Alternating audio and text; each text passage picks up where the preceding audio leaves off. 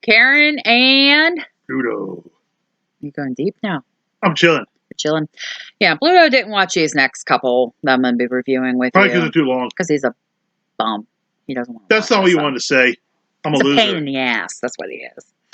Okay, so this movie I'm going to review with you guys. I had actually never heard of it. A coworker of mine recommended it to me when we were talking one day. So Okay. I went ahead and rented it on the DVD Netflix thing.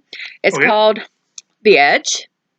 It's The Edge. rated R. It's from 1997. Wow, it's old. It's an hour and 57 minutes. That's I too long. almost said an hour and 5 minutes. Hour and 57 Well, if it minutes. was an hour and 5, I might have watched it. Yeah, so Anthony Hopkins and one of the Baldwins are like in as main characters. One of the Baldwins. I can't. Alec? Who cares? Alan? I don't know. One of the Alan. Baldwin. Who's Alan? I don't know. Alec Baldwin, I think. Okay, moving on. Anyways, it kind of starts out that everybody's at this small airport in the beginning. Anthony Hopkins' character's name's Charles Morris, and he's this billionaire. So they're going to some cabin up in the Alaska wilderness. Apparently, he's like a magazine guru or something, and his wife's a model. So they're going up there for some sort of a photo shoot or something. Ooh. So they end up arriving at this large cabin. There's a cabin keeper there kind of making small talk about bears and everything. So later in the movie, Charles's wife asks him to go down and make her a sandwich. She goes downstairs. The back door's open. Well, Alec Baldwin has this bear skin on, scares the crap out of him. So it is Alec. I'm pretty sure it is. I can't remember his character's name. Scares him, and here it's a surprise party for Charles. Okay. And basically, they're giving them gifts. His wife gives him this engraved pocket his wife watch. gives her. Yeah, gives him this engraved pocket watch, saying about how much she loves them. And Alec Baldwin's character gives him some like little survival knife. Yeah, my phone's vibrating. That's okay. Anyways, they go on the next day. They're out doing this photo shoot. The guys, Charles talking to the cabin keeper guy who's talking about he's trying to basically proposition Charles to get money to try to build up the place to make it like a vacation spot or something. And Alec Baldwin goes on because he saw this picture of this Indian and he's like, that's the picture I need. That's the picture that's going to get it. So they take the airplane pilot, Charles, and this one other guy that's... Is his character name Alec too? No, I can't remember. I think I have it written down somewhere. Okay. And they take the one assistant with them and they go looking for this guy in this picture because he's like, this is the image I want. So they end up getting to this Indian's cabin, and here he left a note he's out bear hunting in some area. And they asked the pilot, they're like, how far is that? Do you think we would be able to get there? And he's like, no, it's not that far. We should be able to get there. And I think at this point, the weather starts getting bad while they're flying. And also then Charles and Alec Baldwin's character start discussing his wife, Charles's wife, because he thinks his friend has a thing for her. And he's like, no, like they're going on and on. Sure. So basically, as they're flying, though, birds crash into the plane and the plane ends up crashing into a lake somewhere. The pilot... it's sinking, so Charles cuts the one assistant loose from his seatbelt. The pilot's already dead. They swim to the surface, and it's just the three of them. Oh. So on the way out, Charles grabs the bag with the flares in it, figuring, okay, we can hopefully signal for help. Because the one thing with Charles, Anthony Hopkins' character, he has like all this off-the-wall, obscene knowledge of stuff. Like he just... No, it's good. I mean, said he's obscene. No, you said obscene. I didn't. Maybe like bad. No, it was just like he gets like somebody gifted him a wilderness survival book for his birthday, and he's been reading through it. Like he'll read this stuff that he'll probably never ever use. You never know. So basically, they revive the assistant because he's not breathing when they get to the shore. Alec Baldwin's character, which I wish I swear I had his name written down. But anyways, he's a smoker, and here he had a cigarette case, so he has matches in there that didn't get wet. That was a good thing he smoked. So, right. But there's only one match in the case. And I can't remember if they can't light it or what happens, but they end Too up bad they didn't bring a using, lighter. they end up using a flare to start a fire for the night. And then it goes to the next day. So they're trying to plan how they're going to obtain help because everyone's going on. Nobody will know where we're at. And everyone's like, well, Charles is a billionaire. You know, they're going to send a search party out for him. They're going to look for him. You think a billionaire would have a cell phone? Well, this is 1997 and they're in the middle of nowhere. So He's a billionaire. You think there'd be a way to track him? who knows? So basically, they're like, we need to get south because it's something about they'll be able to be found there or something. So Charles uses this idea he read in a book about how to make a compass. And it can't be affected by metal. So they do try to figure out where south is so they can travel. Can't planes be detected when they crash? I don't know. I mean, because there's usually a black box on them. So I don't thought tell me would know the plane crashed. I don't know. Okay, sorry. So anyways, while they're walking, trying to figure out how they're getting help, goes back to the discussion about his wife, and he basically accuses Alex's character of wanting his wife. Maybe he does. Maybe she's hot. And he's basically like, you know what, this would be the perfect opportunity to get rid of me and nobody would know. And Alex's like, oh, you're full of it. You're crazy. I wouldn't do that. No. Sure. So basically, as they're going, they eventually hear then see a bear. I almost said a wild bear, but I mean, I don't know what other kind of bear there would be. So a teddy bear. They start backing away and start running, and it's still following them. So eventually they get to this point where they want to get across where a small waterfall is. So Charles knocks a tree trunk over. The other two cross. He starts to cross. The bear pushes the trunk. So Charles falls into the river, but they rescued him, but he ends up losing the flares in the process. Okay. So they're like, okay, now what are we going to do? Die. So Charles keeps going on. We need to reach this highest point, make a fire. Reach the highest point. And then we will make a fire, it'll signal, and we'll get help. That doesn't happen after a while. They're up there. It's like freezing. It's snowing. And they have this fire going. And then he goes, okay, let's go. And everyone's like, shouldn't we stay? And he's like, nope, let's go. Everyone. The other two were like, shouldn't we stay? And he's like, nope, we're going. I think everyone like a bunch. So basically what it comes down to, they end up at the original spot where they crashed. Is the plane all destroyed?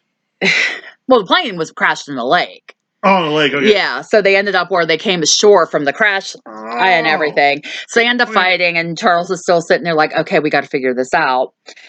So they start doing things. Charles makes a spear using the knife he has to keep the one guy busy that's panicking, to start making weapons. Getting fish so they have something to eat. Why don't they get a big stick and carve it into a point with the knife? I don't know. That's what I do. And he's saying, we got to do what we can to survive. And like I said, this is where he's read so much and he has all this, like, would have been normally useless knowledge. But survive in the woods for dummies. Yeah, basically. So they start making a shelter and everything. There's a rainstorm that comes through. So they're in the shelter and they're trying to keep the fire going too because, they don't have the flares or anything. I don't even know how they got the fire going again. And basically at this point, the bear shows back up. Wow. And attacks them. Charles starts trying to get him away with one of the sticks from the fire that's on fire. Steve, that was the assistant's name. Basically, Steve had gotten injured at one point while he was spearfishing, so there was blood smelling, and it kind of attracted the bear, so the bear attacks and kills Steve. Cool. Because I made a comment about something later in the movie, but I'll go into that later. Right. Bob, that's Alec Baldwin. How did I forget that? I don't know how to forget that. Alec Baldwin's character's name Bob. So Charles and Bob end up leaving. I'm going to tell Bob you said that. You don't like me hang out. Yeah, it does. You two hang out. Yes, you do. All right, moving on. Anyways, Charles and Bob leave because they know they can't save Steve and they have to get away from the bear. Later, it shows them huddled, and it's snowing. I don't know where they're at, so they're continuing on making plans to survive. Eventually, at one point, there's a helicopter that's flying overhead. They try to chase it down, but they don't get to it quick enough to be seen. And basically, Bob starts to lose his shit at this point. He's like, we're gonna die, so on and so forth. He's being realistic. Eventually, Charles redirects Bob and is like, hey, we are going to do this. We need to continue what we need to do to survive. So they try to set up another like shelter, and Charles starts to go fishing again. The damn bear shows up again and starts chasing him. And this is where Dam or damn bear. damn bear, just a damn bear.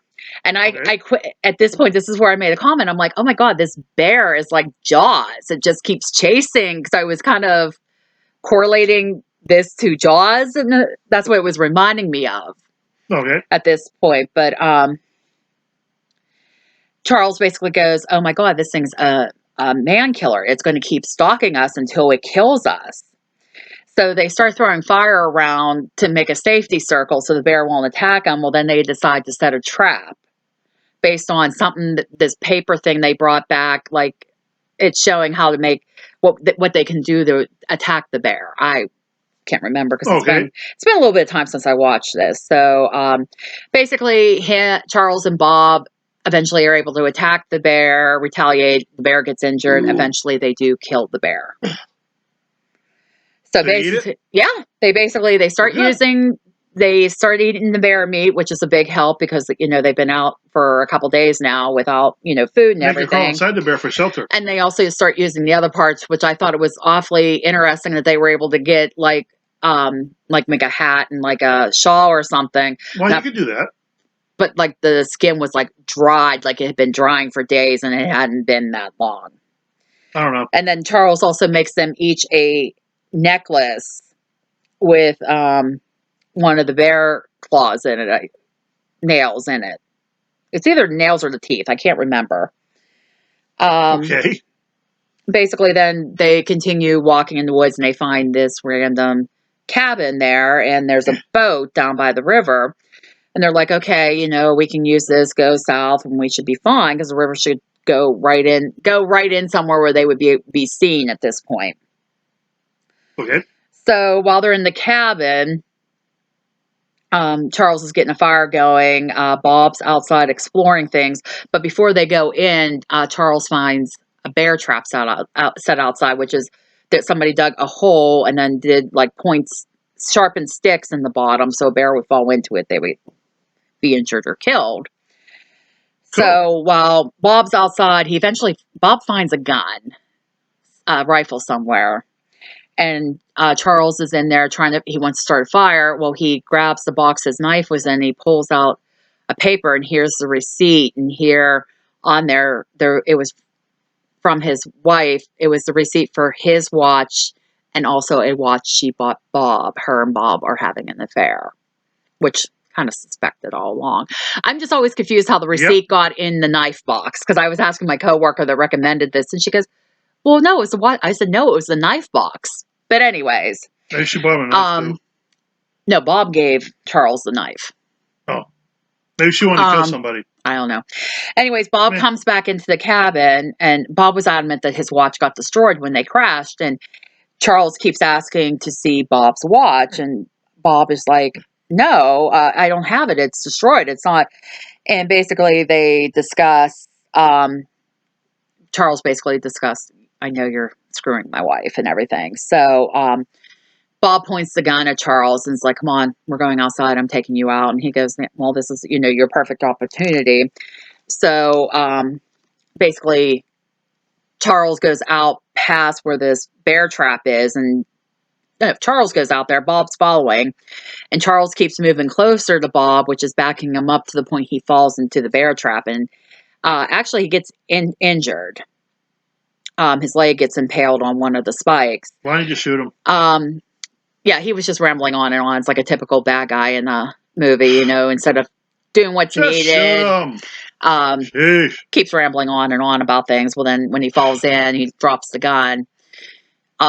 Basically, Charles could have left him there at that point, but he goes down, he gets the rifle, and he actually saves Bob. Why? I think it's just because he is such a good person and he's trying to prove to a point like he's going to confront his wife and everything with it. Well, anyways, eventually they go ahead and get in this boat they found, go down river and everything. And as they're going, Bob asked Charles why he saved him, and he said because it's a challenge. And there's something he kept, like he has this mantra throughout the movie about things being a challenge that Isn't he it a always challenge to try to repeats. stay alive? Well, that's basically what it comes down to. So they eventually get to this one spot where they're going to feel they'll be able to be spotted if another helicopter comes around, and Bob says he's dying, and he apologizes to Charles for everything. Okay. His wife was not in. I know he also says that Charles's wife was not in on Bob's plan to kill Charles. Sure. So he's basically like, don't take it out on her. She knew nothing about me planning this or anything. If she wanted to kill him, she poisoned him. So eventually, a helicopter does come flying by while they're sitting there. So Charles chases down the helicopter. Bob dies at this point. Okay. So the helicopter does rescue Charles and Bob's body. They return back to the cabin. And of course, the media's there and everything. Charles's wife is standing up on the porch. She sees him get off the plane, and she's like, okay, well, then she sees a body bag being taken out, and kind of like goes, like she knows apparently Bob's dead. Yep. And he goes up, cuts through the media, goes up, hugs his wife, and gives her Bob's watch, basically saying, I know, because she basically has an oh shit look on her face at that point. And then basically the media's like, can you tell us what happened? And he just turns and says, I'm just going to tell you, if it wasn't for these two men, meaning Bob and Steve, that he wouldn't be alive. And that's kind of how the movie ends.